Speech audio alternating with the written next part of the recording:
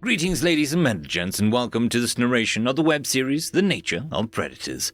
If you're new to the series, there is a playlist listed in the description. And as always, I hope that you enjoy. Chapter 3. Memory Transcription. Subject: Governor Tava of the Venlil Republic. Date: Standardized Human Time, July 12, 2136. The tour of the governor's mansion started off without incident, and my nerves began to settle down.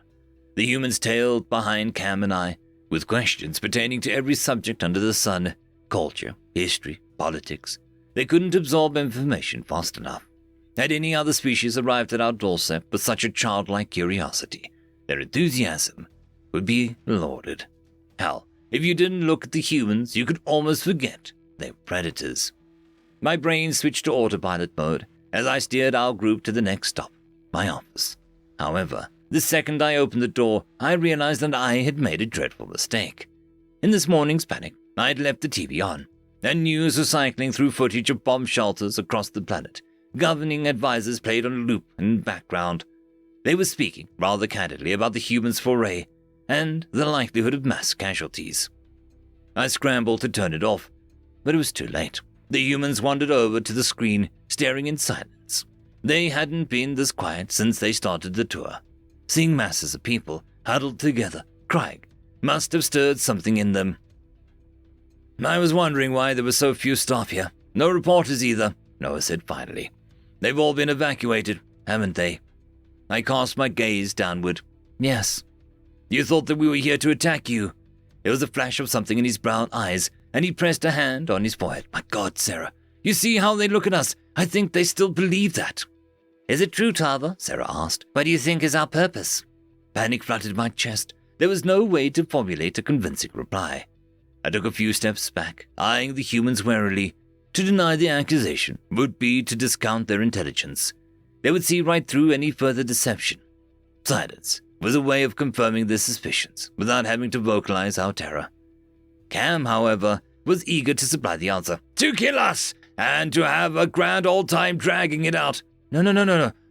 That's not the case at all, Noah hissed. We mean you no harm. Look, if you want us to leave, we'll leave. Sarah raised her hand slowly. We never wanted to cause fear or disrupt your lives.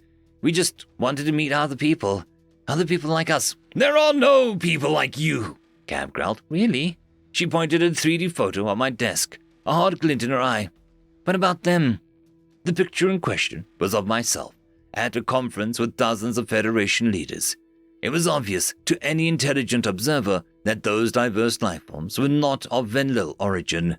What were the humans supposed to think? Seeing us comfortable with other aliens, they had to be wondering why they were so feared. I cursed myself for such a blatant oversight. All right, I managed to speak, though my voice was hardly more than a whisper. They're not from this world, like you. Noah cleared his throat. How many intelligent species are there that you know of? How did you find each other? I hesitated. If the humans intended to purge the galaxy, news of the Federation's existence would give them a starting point. It might also tip them off to the coming rescue party and cause them to accelerate invasion plans. But by the same token, they would discover it anyways. At least this way, we could gauge their reaction. Hundreds. Most of us are members of the Galactic Federation. It's a central governing body of sorts. Why do we bother you then? You're used to aliens. Sarah's eyes narrowed to an unnerving slits. Do we resemble something from your past? A growl rumbled in Cam's throat. You're a predator, a sentient predator. Wonderful. Could this conversation have gone any worse? In his hatred, the military advisor had just told the humans the actual reason that they were different. It stood to reason that if they were predators, by default, we were the opposite. If their instincts were awakened before, they had to be salivating now. There was a long silence, and I could almost see the gears turning in Sarah's mind. Surprise flashed on her face, as though she didn't understand why their nature mattered. Was this the first time the notion crossed her mind? It was tough to believe the humans were that oblivious to the food chain dynamics. Is, that uncommon? She asked. Very. How many are there? You're the second. Noah turned his piercing gaze towards Cam. Who was the first? Silence blackened the room with a heavy grip. Nobody wanted to explain what was happening, with the Orcs, or not where even Cam would offer pointed comments on that subject. We didn't need to give the humans any ideas. The captain seemed to notice our expressions darkened, and the lines on his own face hardened. "Who is the first?" he repeated. What words could have provided an adequate description of an evil incarnate? My eyes swelled with water as memories resurfaced. My father, captured alive on the war front, shipped back piece by piece. The day the Orcs launched gas attacks against my daughter's school and left her brain dead. The slave pits, the irradiated worlds. The Venlil kept his capital. I buried my head in my paws, trying to hide my tears. Showing such weakness in front of the humans was the worst thing that I could do. This species, for all of its refined words, was cut from the same cloth as our oppressors. If that was the extent of our plane, it would be weaponized down the road. Noah's eyes widened, and my heart sank my chest. The observant visitor had noticed my emotional lapse and seemed to be debating his next action. After a moment's thought, he shuffled closer to me. Every instinct screamed to me to back away, but my paws refused to budge.